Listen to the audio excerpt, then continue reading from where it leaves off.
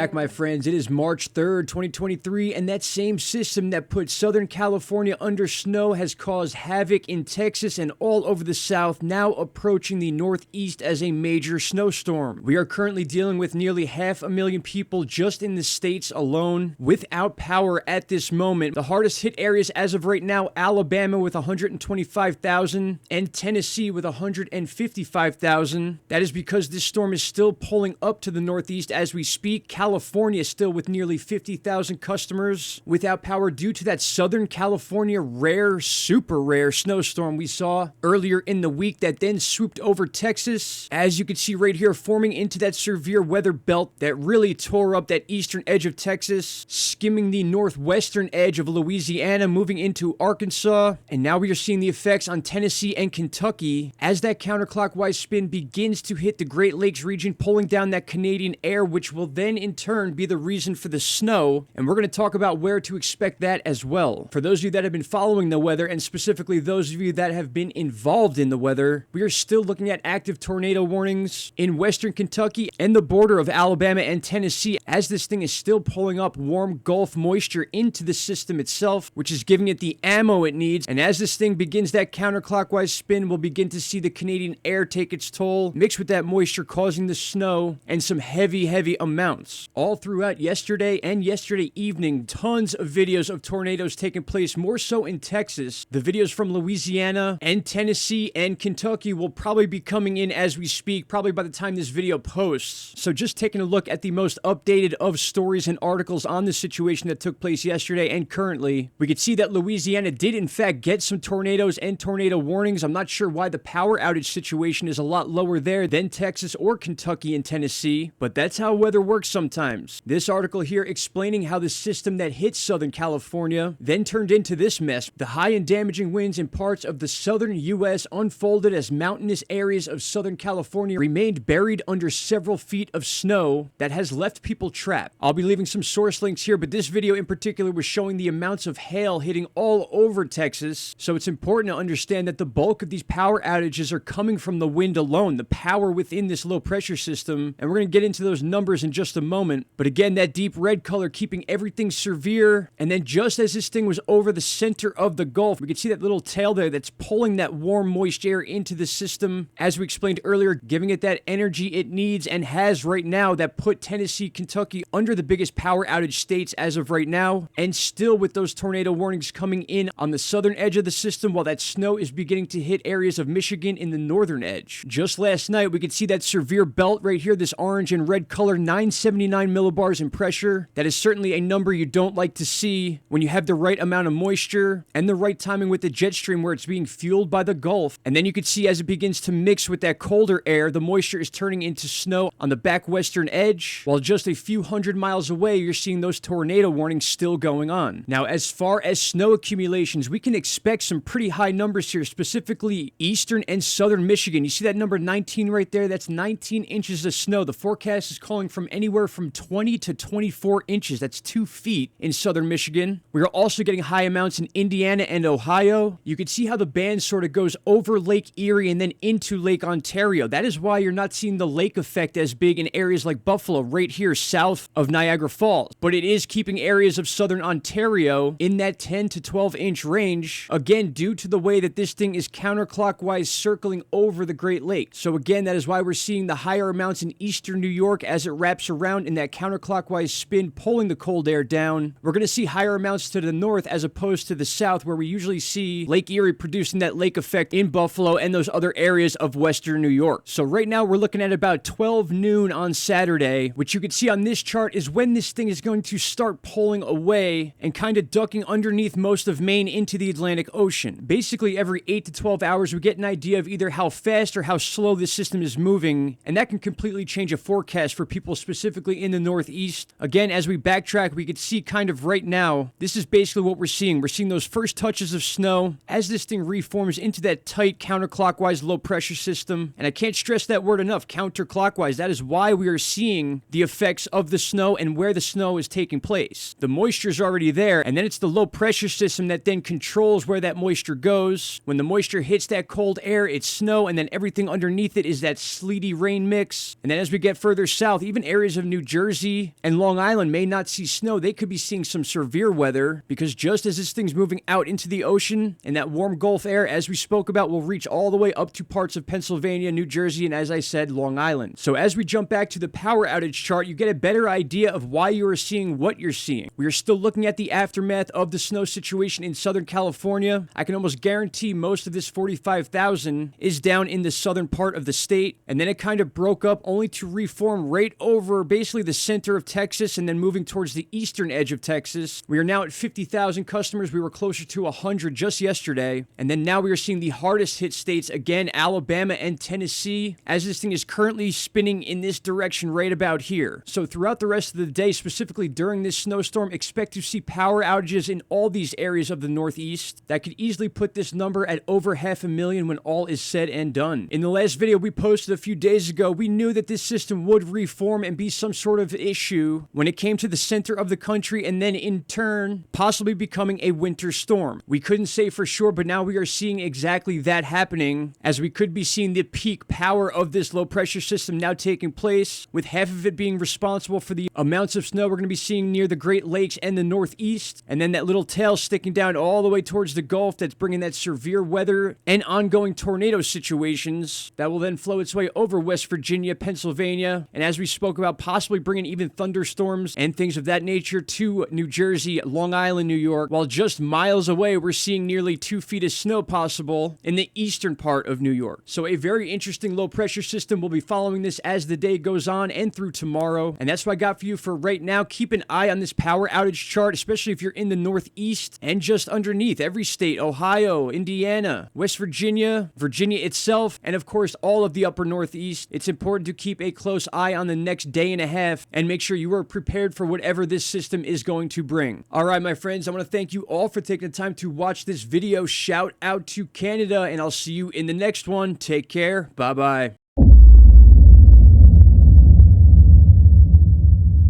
Stop right there, my friends. If you have not already, click that subscribe button and don't forget to hit the bell icon. Click all and you will get all notifications from this channel. And trust me, you won't be disappointed.